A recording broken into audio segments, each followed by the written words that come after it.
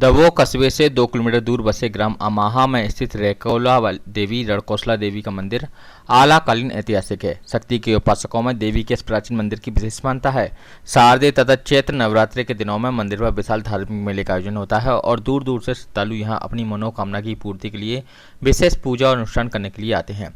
रेकोला देवी का मंदिर 1000वीं शताब्दी का बताया जाता है। इसका निर्माण चंदेल राजाओं के युग का है। चंबल की माटी में बहुत बड़े योद्धा और सूरमा हुए हैं। उनमें से एक थे वीर योद्धा आलाउदल के बड़े भाई और सिरसा राज्य के सामंत वीर मलखान, जो कि उस समय के वीर योद्धाओं में से एक थे जिनकी ख्याति देशी विदेशी धरती पर सबने खूब सुनी है।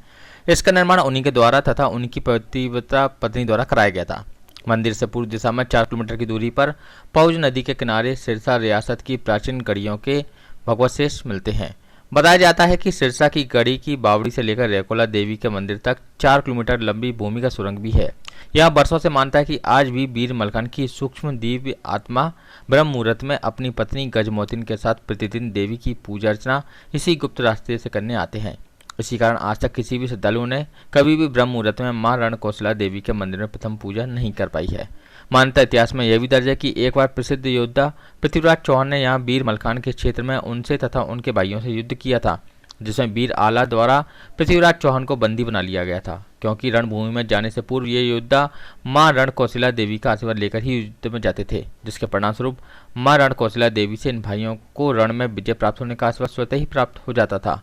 जब यहाँ पृथ्वीराज चौहान और आला का युद्ध हुआ तो युद्ध में आला द्वारा पृथ्वीराज चौहान को बंदी बनाकर कैद किया गया था, परंतु बाद में मां रणकोसला देवी ने साक्षात प्रकट होकर पृथ्वीराज चौहान को आशीर्वाद स्वरूप उन्हें अभयदान भी दिया था।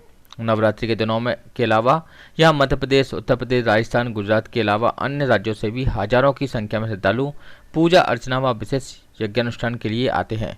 भारत सरकार और मध्य प्रदेश सरकार द्वारा भी इसे पुरातत्व विभाग में चिन्हित किया गया है।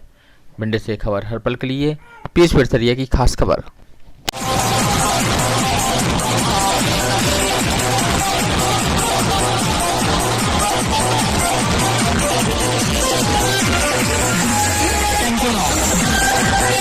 मां रणकोसला देवी हम सबके पराक्रम और शौर्य की देवी है। यहाँ जितने भी योद्धा हुए, महापुरुष हुए, उन्होंने यहाँ आकर अपने युद्ध क्षेत्र और पराक्रम के क्षेत्र में जाने के लिए माई का आशीर्वाद लिया और इनके आशीर्वाद के लोगों ने अपने उस युद्ध क्षेत्र में जब मैदान में गए तो माई का आशीर्वाद कवच के रूप में काम करा और वो उस पराक्रम के साथ लड़े, तो इससे देश की संस्कृति की रक्षा हुई, देश के सम्मान की रक्षा हुई और आज जो सनातन परंपरा वर्षों से आज हमारे बीच में चली आ रही है, इस सब रक्षा के लिए माई का आशीर्वाद सभी। माता का मंदिर है, ऐतिहासिक प्राचीन मंदिर है, जहाँ नौवीं के दिन, आज के दिन काफ़ी दर्शनार्थी दर्शन करने के लिए आते हैं। श्रद्धालु लोग दर्शन करने आते हैं, जिनकी व्यवस्था, सुरक्षा व्यवस्था के लिए पुलिस बल लगाया गया है। पुलिस लाइन से भी एक 4 का बल मिला है और थाने का उपलब्ध बल लगाया गया है। सारी व्यवस्थाएं अच्छी चल रही हैं।